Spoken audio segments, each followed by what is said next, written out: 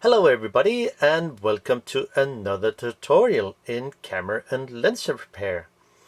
And this time I will take my Ai-s Micro-Nikkor 55mm 2.8 with a really working good focus. But I would like to show you how you actually can re-lube it and how to take it apart and put it back in again. So let's jump into it. Yeah, I've think about it a long time, and then I buy one of those on the internet for a really good price and in really good condition. But I would like to disassemble it and sample it again anyway, so you can see how it looks inside. But we need some tools, at least some screwdrivers. We need a 2.5mm JIS. It's important because it's Japanese lens with Japanese screws. It's different from the PH. So it you can buy it at the this is Moody Tools, but I buy it at ifixit.com. And just to get that clear, I'm not sponsored by any companies at all. It's just my own, and I buy my own stuff for my own money. So it is. We need a flathead screwdriver, 2mm flathead. It doesn't matter if it's good or bad quality. Just use good tools. And we also will use some dentist tool. This is all dentist tool from my dentist, which I buy for not really much. But it's really good to working with lenses and cameras. We also need some rubber tools. This is the famous rubber cones from Japan Hobby Tool. There are 6 different pieces of rubber with, of course, 12 different size, and you can of course use the inside and the outside. It's really good. Thank you for that, Richard, because he sent it to me, so I'm really pleased for that. Thanks. You can also buy a rubber stopper. You can get them in many different size, just like this one or this one, tiny, but they're really good rubber, and it's really good for actually unscrew things that you cannot unscrew in another way. And yeah, we need some nail polish remover with acetone and a few cotton buds, nothing special. And the important thing here is we need a measure tool, which is a caliper, adjustable, so you can measure how long is the helicoids in here before you take it apart. It's important because it's a multi-thread lens focus system, and it's, if you unscrew it wrong, well, you have to find the right thread again, and that the tool will be a really good thing just to check, have you done it correct. I wrote some notes before I took it apart, and on the process, so you can see here how it looks. And this is the this is how it looks before I took it apart, and it's without the focusing ring. And this is the length of the helicoid, the outer helicoid, before I took it apart. And of course the other here is when I actually take it apart, what is the movement, how long should it turn the helicoids to actually get it off and set a point, a mark where the thread comes off. But let's jump into it. It's not that hard. And we actually begin with the mount itself. Well, yeah, well, no, I think we take off the rubber first. Yeah, just to get that clear. With a rubber tool, I mean a dentist tool or something like, you could use a toothstick or something like that.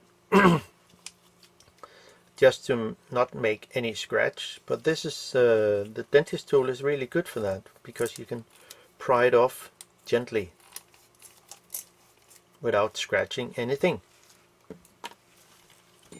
Now the name ring here that sits around the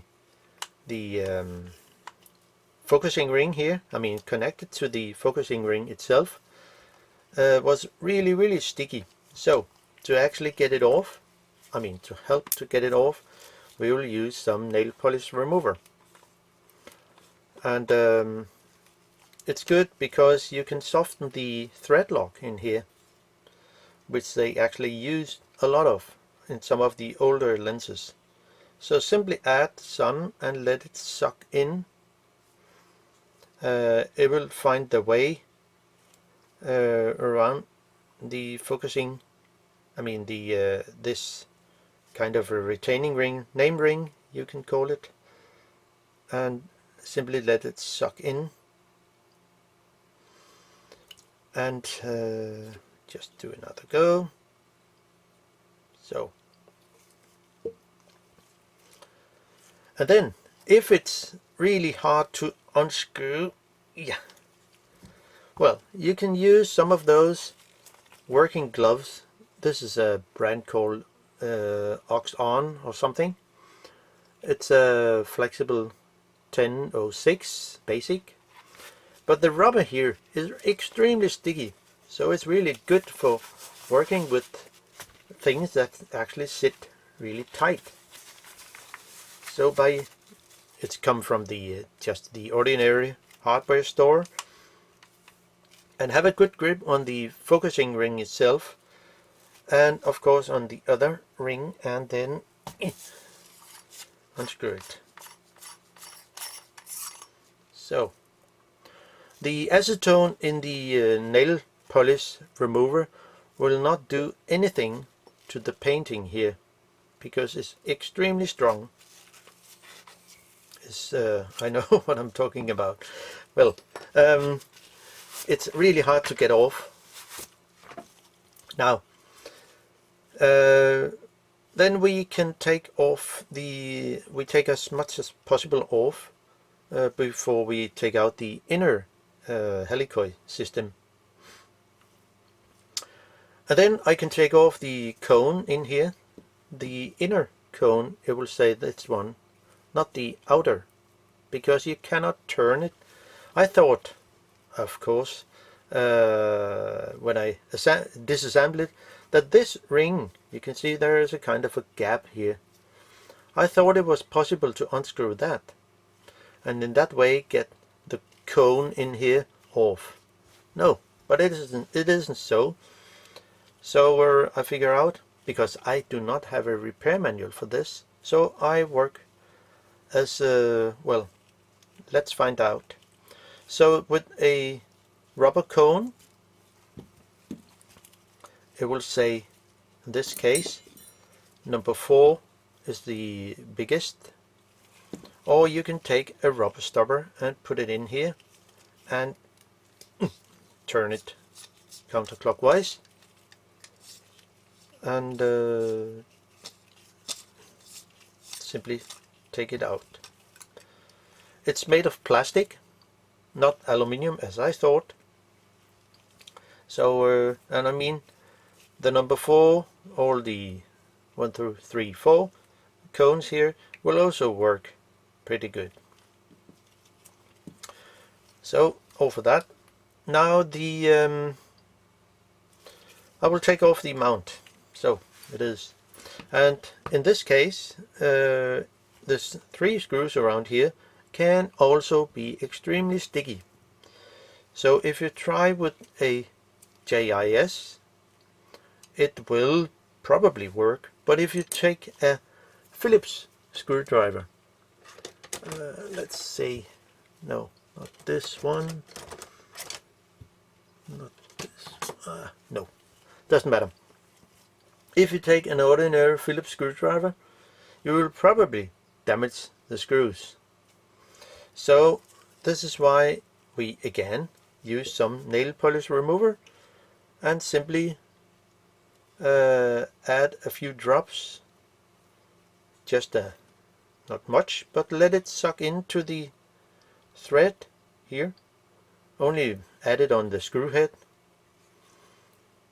something like that, and let it sit just a few seconds or so. It will go pretty fast to actually soften the threadlock.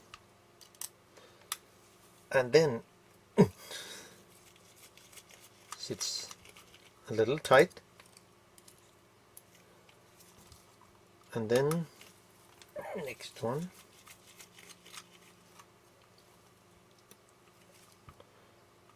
and the last one here. A Phillips screwdriver would cam over the and maybe damage the screw head. You can see there are traces of old white threadlock, which they have used in the past. Now set the lens to 32 aperture and simply get off the mount. One thing to mention about when you take off the mount, see the pin here, this pin, it has to sit on this side of this pin here. It's the one that actually, when I move, when the camera is actually taking a picture and stop down, it will move this in here, as you can see, and also move the blades in here. So do not sit it on the other side, it will not work, or you cannot put on the mount. It has to sit on this side here. So it will work like this. Oh, come on. Something like that. Now, we can also take off the aperture ring. So it's actually done, because we do not need it. Just to make things easier to disassemble.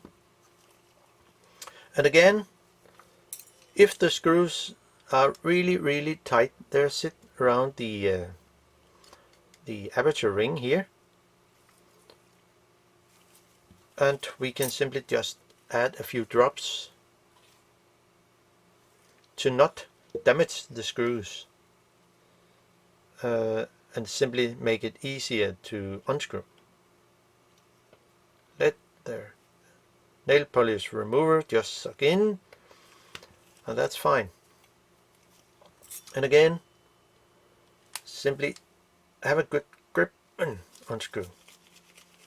Those can sit pretty tight, and in the beginning, when I was in the lens, I have been into the lens before, of course, to make the investigation and measure before I took it, actually make the video.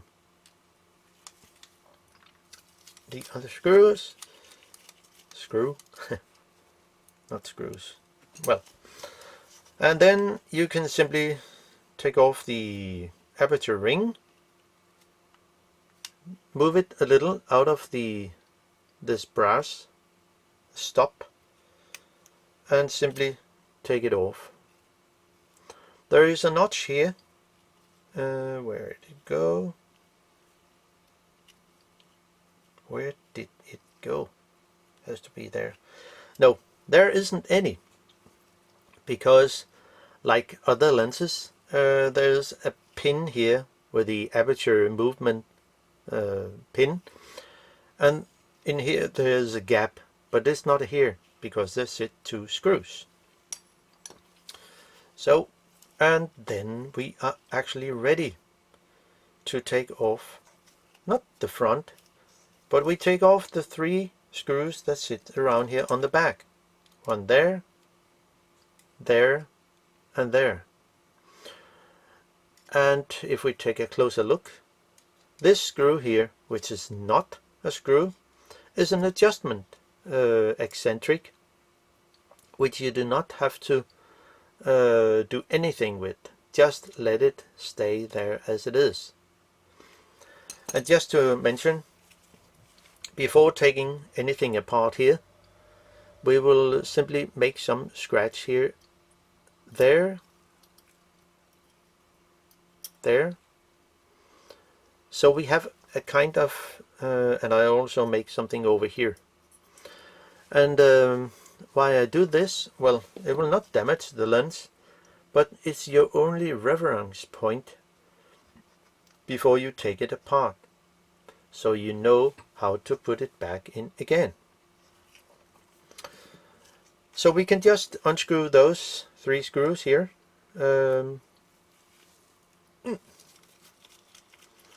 They are long screws, so see.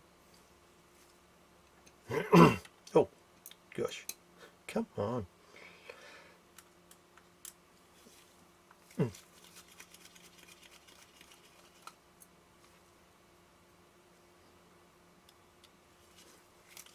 And so all 3 out. Ah gosh. Well, I could have done it in a different way. Yes, that's true. You see, when I first took it apart, I was thinking, okay, yeah, I need to unscrew this just to show how it looks inside. But unscrew the 3 screws around here on the back. The front, it will say the lens assembly will pop out. But of course, it's not really, if you only want to work with the helicoid, you do not need to unscrew the front. But it was just to show how it looks inside. And we can actually just take it apart and see how it looks. So the 3 screws here on the front, which actually hold the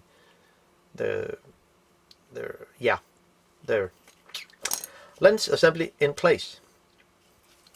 Before taking it out, set a mark here on one of those, but it should be the one that is in line with the index mark. And simply unscrew it. It's not necessary, but I just want to show you how it looks.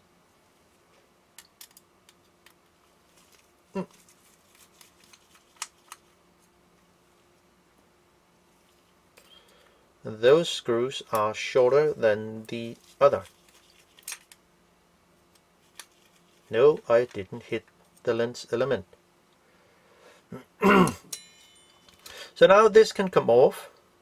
We simply pry it off. So it is. It's not necessary to take off, but well, I will just try to show you.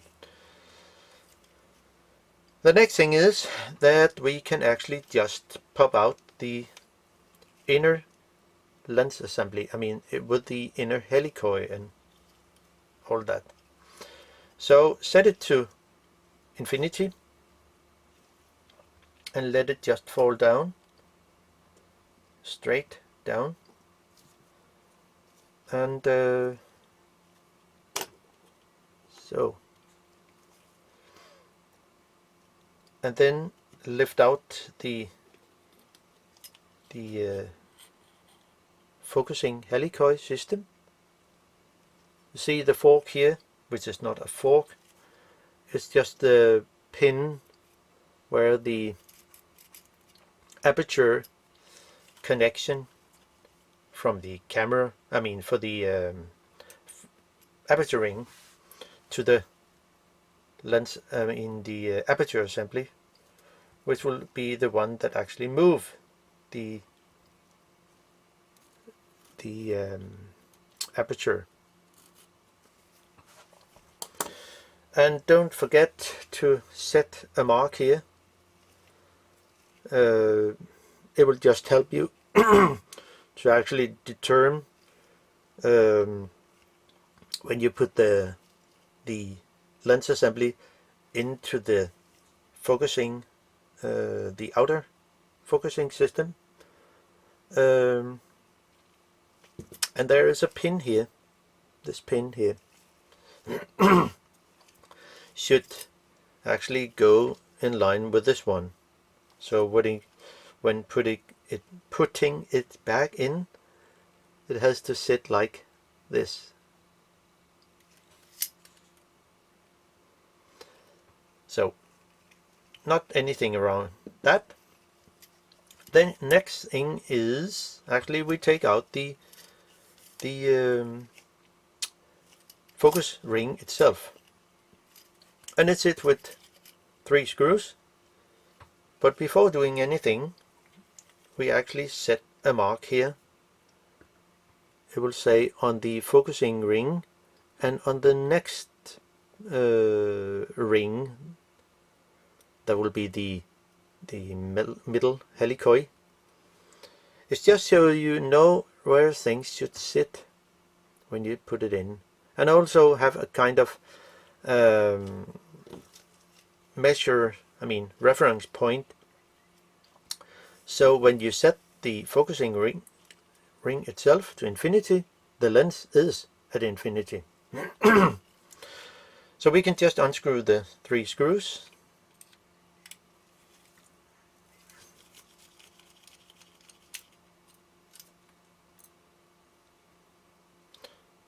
And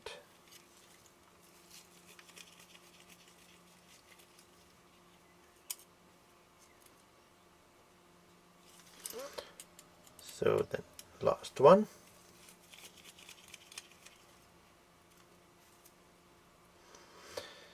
And now it's here. So now we can just pry off the focusing ring itself, and it looks like this. Nothing special. This is just a tube without anything special. Now then we are coming into the actual interesting point. What is how to disassemble, because this is disassemble the whole focusing helicoids. Now we have to get rid of this aperture pin, so we need to focus a bit out, turn the focusing ring a little, and simply take out this fork here. And you see, when you turn it, it cannot go any further, no matter which end you come to. But now it's important to measure how long is it from here to here, and from the back here to here. And we also need to measure how long, it will be the same, but it's better to measure from the when it's fully out. We can measure from here to here, just to know where should it be actually. And in my opinion, it's also good to set a mark here on the stop pin here, so you have a reference mark. There's 2 things. You know where you will end up with the inner focusing helicoid, and make some scratch here and here, so you know which side should it also sit. How should it sit? And the arrows here will show you which side should this pin sit at. It should not sit over here, when you turn it. So yeah, I hope you get the point. So we begin with the measure the focusing helicoid when it's fully closed. It will say at infinity. And I wrote some notes about it, which will be here. And the focusing assembly, yeah, it's for the focusing assembly, well. And it should be something like 39.85 millimeter at infinity. It will say there. I set a reference mark here, where the index mark is, which is important. It will be the mark that will, when you unscrew the middle helicoid here, it will be the reference mark to show where did that helicoid get off. It will say something around here. I know it because I set a mark. But let's measure it and see how long. It should be something like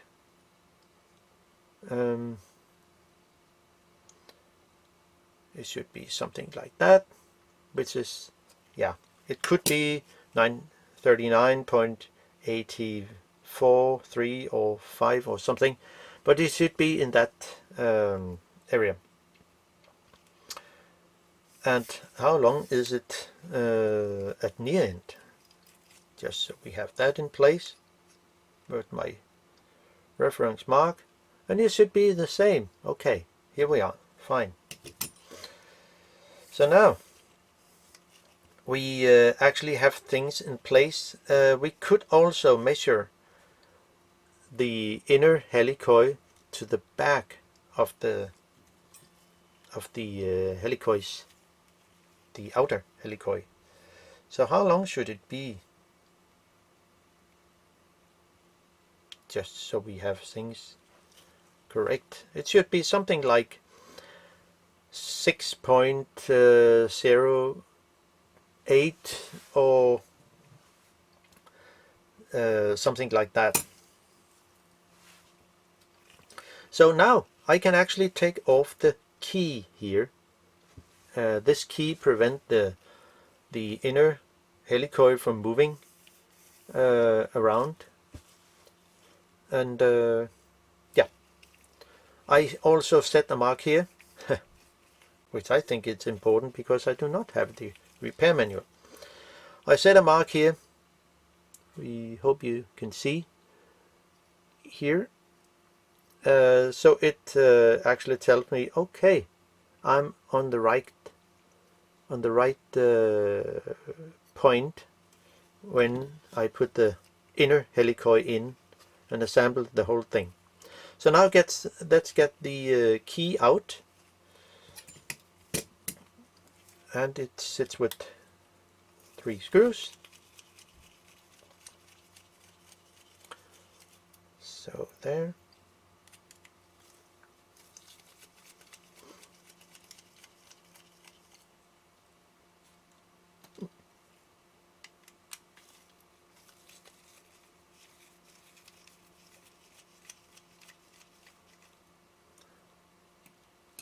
So now the key can come out.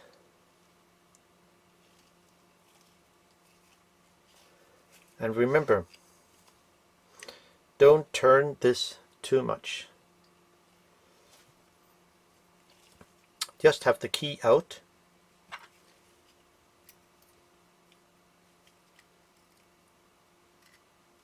So it is.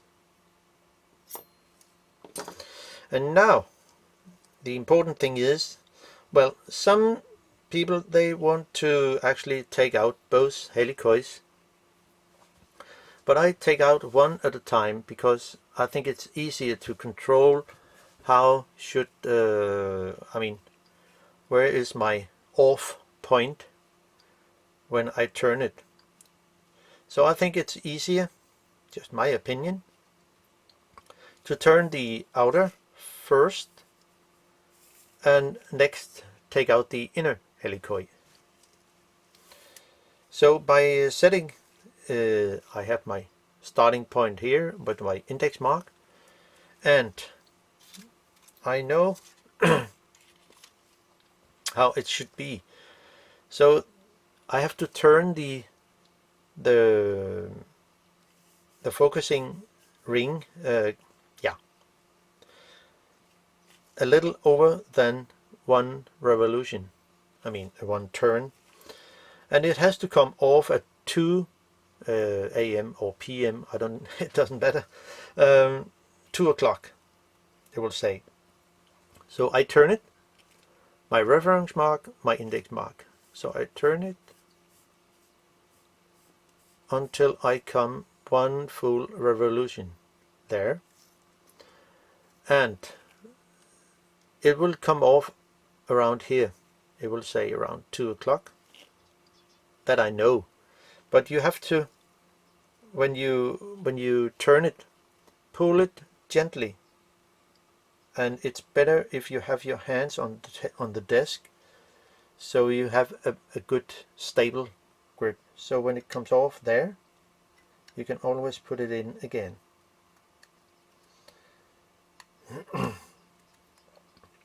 Sometimes you have to wiggle a little with it. That's normal.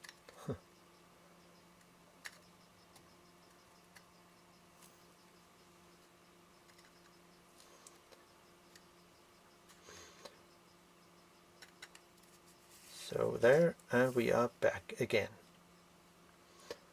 So now get the helicoid off, and it will go to 2 o'clock, and it's off. So it is. Now the next, sorry, the next helicoid, it will be the inner helicoid, has to come off in a different way, because there is a pin. It will stay this pin here, and we have to unscrew it. But to unscrew it, we simply need to screw the helicoid, the inner helicoid, up to where my starting point is, and then I can reach the 2 screws here. You see, you cannot actually reach the screw from here. There is no holes you can put the screwdriver into, so therefore we need to set it there, and then unscrew the 2 screws in. And out with those. My reference mark will be the point that is closest to the stop, where the key is.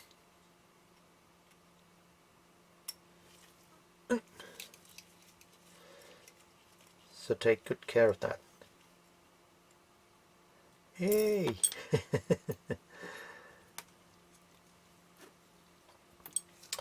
So you see, my reference mark is here, and it will be the point where the inner helicoid will be coming off, and I will have a reference mark out here. So when I turn this, it will be 1.5 turn. It will say my starting point here is the stop point. So if I turn it at my reference mark is here, I will turn it 1 full revolution until there, and I will turn it down to half a turn more, and then it comes off. So when we take it over, actually my reference mark is actually the guide pin here, close to the guide pin here. as you can see here, where the back of the lens assembly, this pin here. So when I turn it half a turn more, let's see, you see the point is here, and when I turn it, it will come off here.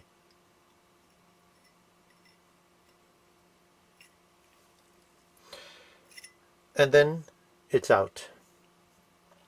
So my reference mark is actually the guide notch, and I of course set a mark here when the helicoid comes off. So to put it back in again, yeah, it's not necessary for me to actually re-lube this lens because it's already re-lubed. But if I want to lube it, I mean re-grease or so, I would use the grade 10 from Japan Hobby Tool. No, I'm not sponsored by them. I buy my own stuff for my own money.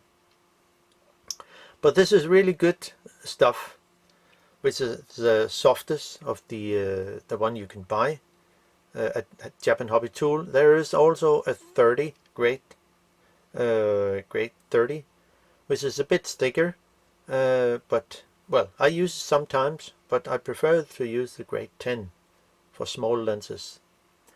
So, and to actually clean the helicoids, I would use lighter fluid. It's simply the best thing for that. I have sometimes used isopropyl alcohol, but I don't think it's that good. So we have re-lubed the lens, and then we can just put things back in again. Remember the reference mark there, and simply put it in, and we should end up the same place where I begin. It will say there. So that's it, and then we can put in the, well, let's just do a test. If I just unscrew the helicoid without setting a mark, okay, where should it sit? Well, I will just put it in somewhere without thinking about it, and then put it in all the way. Okay, no, there's something wrong here. Well, this is why it is so extremely important to make a scratch on, I mean, on the, somewhere on the, not on the helicoid directly, but on the side, the edge of the tubes somewhere. So you know exactly where should it sit. Because there are multi-thread, I mean multi-starting point, you have to know where it should sit. And now it's correct again. So I can simply just add the screw, where does it go here? And the key has to come in.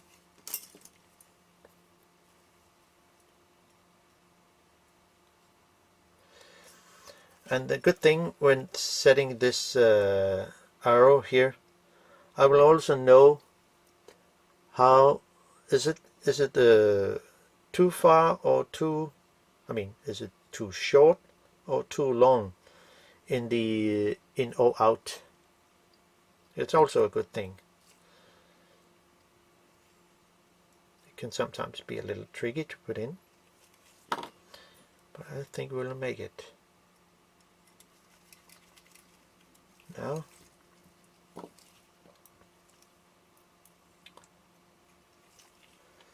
and you maybe think, okay, I damaged my lens by setting a scratch inside. Well, nobody will see it, and the professional does the same. So now we are actually back on track with the inner, and you can turn it and you will end up here to the other end. So now I can actually put in the middle helicoid, and since I again have my reference mark here, and my reference mark here, when it comes off, it should be quite easy to actually access. You maybe have to wiggle a little. There it is. So there's a kind of a feeling to know where is the correct helicoid.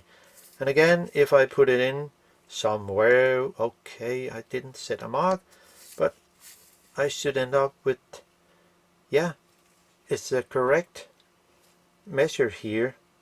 But the key,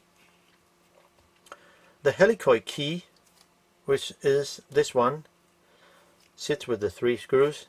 It cannot be put in, so this is why it's wrong. That's why it is so important to actually set a scratch. So we can just find the correct point here and simply put it in again without any problems. Just wiggle a little with the helicoids and then we are here, back on track. And now load your screwdriver with a screw and then put in the key, which sits here. We have to find it somewhere.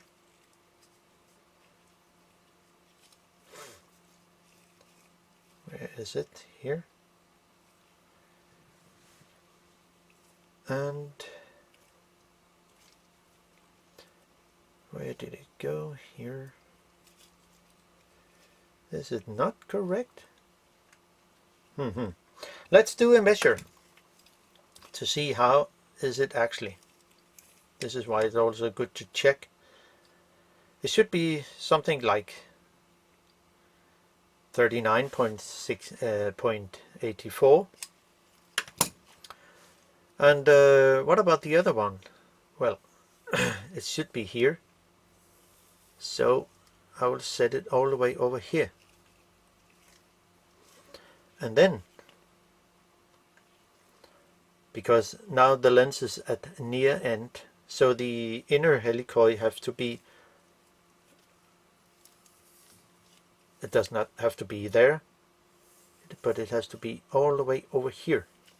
To the other end. So the lens is actually shortest as possible. So now I can put in my key, which sits here.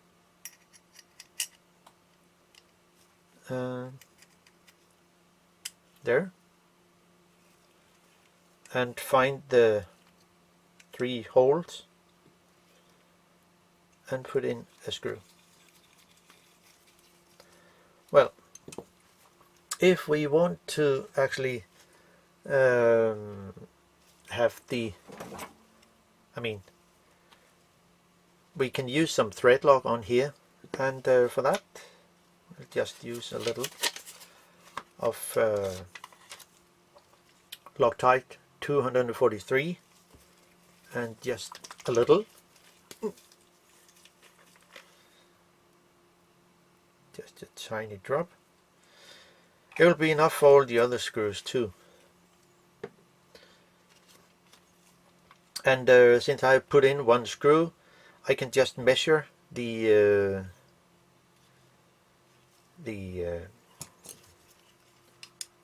focusing helicoid here, and it's actually correct. So that's really good. And then I can simply add some, just a tiny drop of threadlock.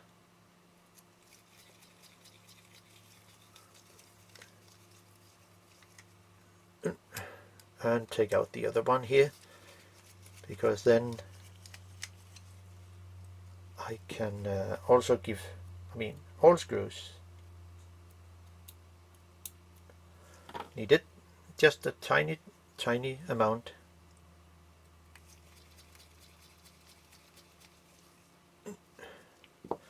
We can always take it out, because we can just soften the thread lock with some nail polish remover. It's not a problem. And then we are fine again, and then back on track, and everything is fine. If the lens is a bit stiff still, the focusing is a bit stiff, it's also good to actually add a tiny amount of lube on each side of the key here. We can just do it.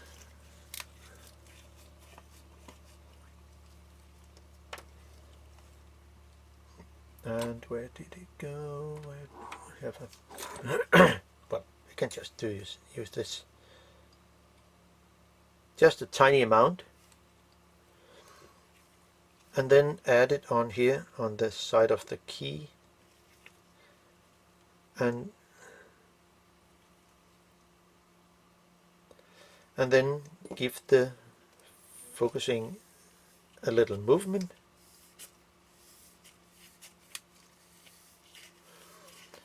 And it will find the way out to the surface here on the key. And that's actually that. So that was actually most of it. Yeah, so we can just continue with putting in stuff, putting on the focusing ring itself. And since I have a mark here where it should sit, I also have a mark here which is close to infinity. To get it easier to put it on, I will just put it a bit over than, under, it doesn't matter, but mostly under, so I can, when it's on, I can turn it to correct infinity index mark. So just do so, click on it, and then have a view of when the index mark will align with the infinity mark. So it will be something like that. And it's also the correct mark which I set in the beginning. And then I can put in the 3 screws.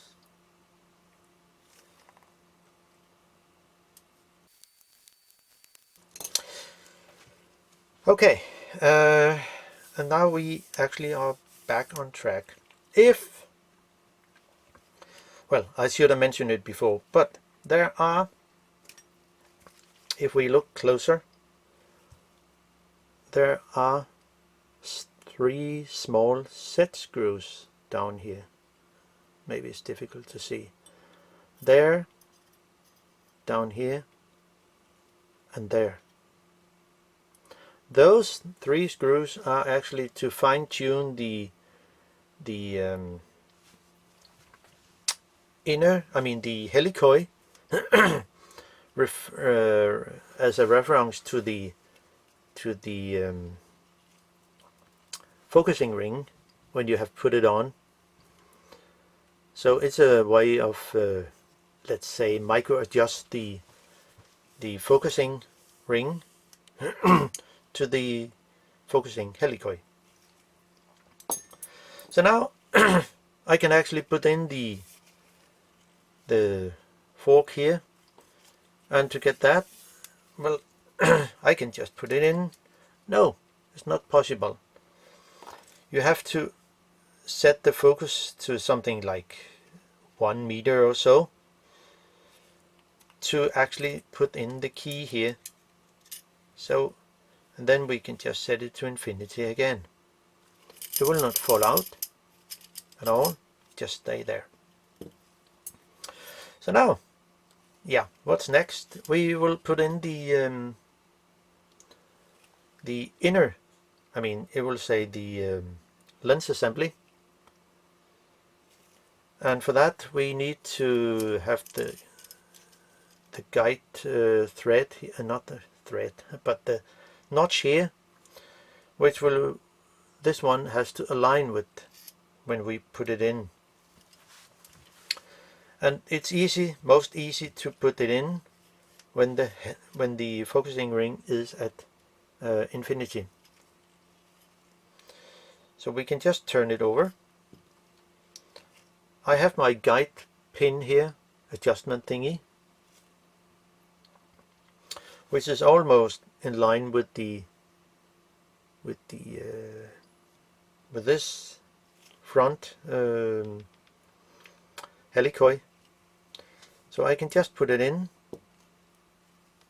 and it will be something like that. It's better because then I can see the pin here that will go into the aperture fork here with the notch, the long gap. So if we set it to something like there, and then put in this, set the key as long over as it can, because I have my notch here for the guide pin, it will be down here. So when putting it in, it will be something like that, and then catch the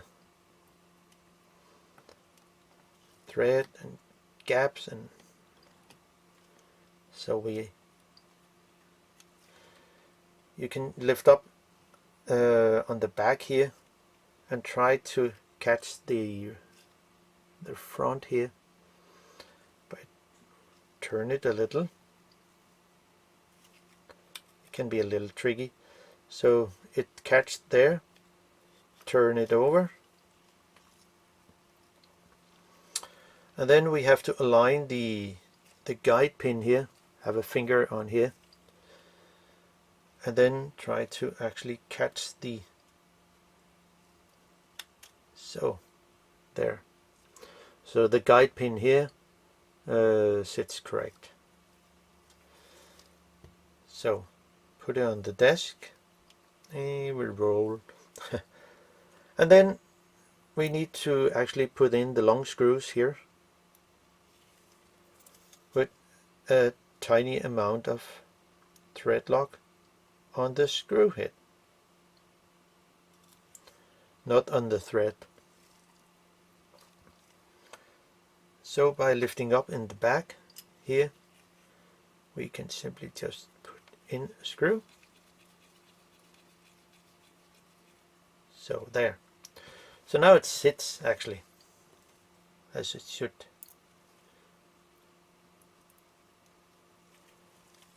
Then a tiny amount of screw head, it will prevent it from loosening itself. And then we can put in the next screw here. And now we actually save home.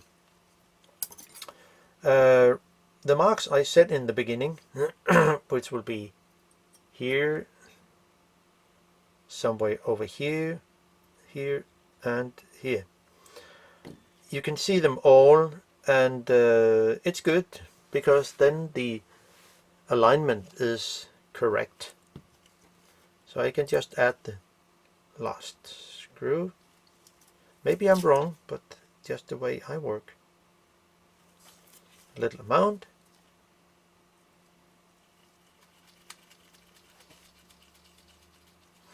The reason why you should not add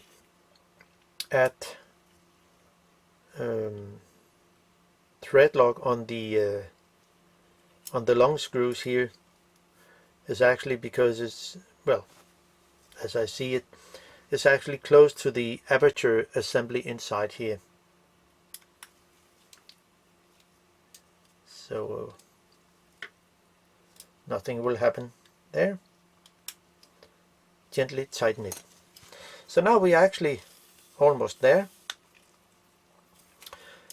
Now we need to put on the front tube here.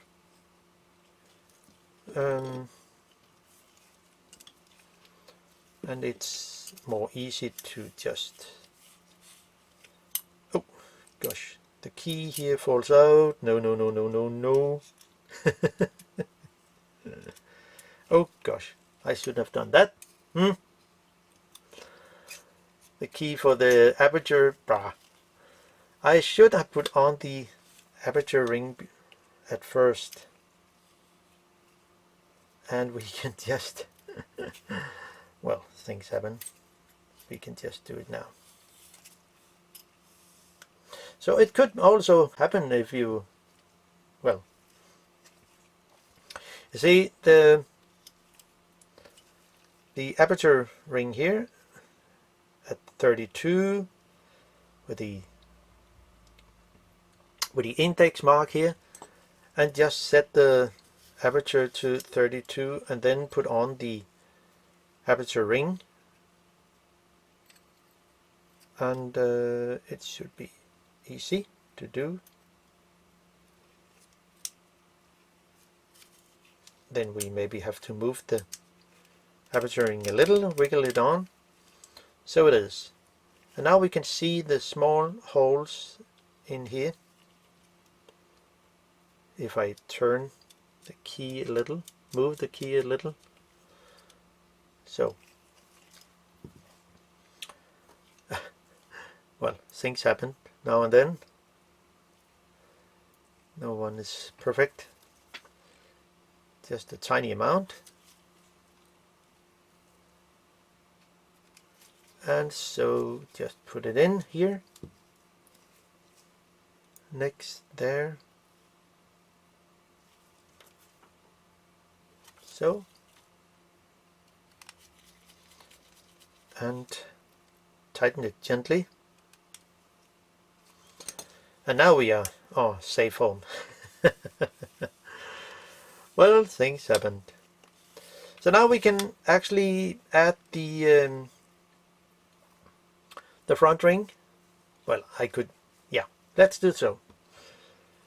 My index mark here, and the mark I set in the beginning, which will be here, this mark, and this should come on here, just to catch the correct position.